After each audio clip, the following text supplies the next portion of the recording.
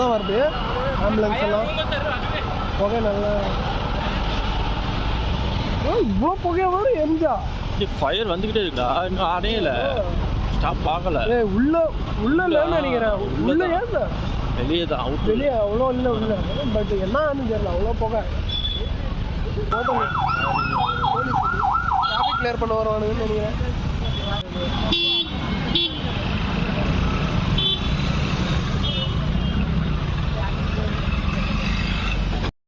இங்கே சாய் ஸ்ரீராம் பக்கத்தில் ஹோட்டலுக்கு பக்கத்தில் ஒரு கம்பெனி ஃபுல்லு ஃபயர் ஆகிட்டு இருக்கு.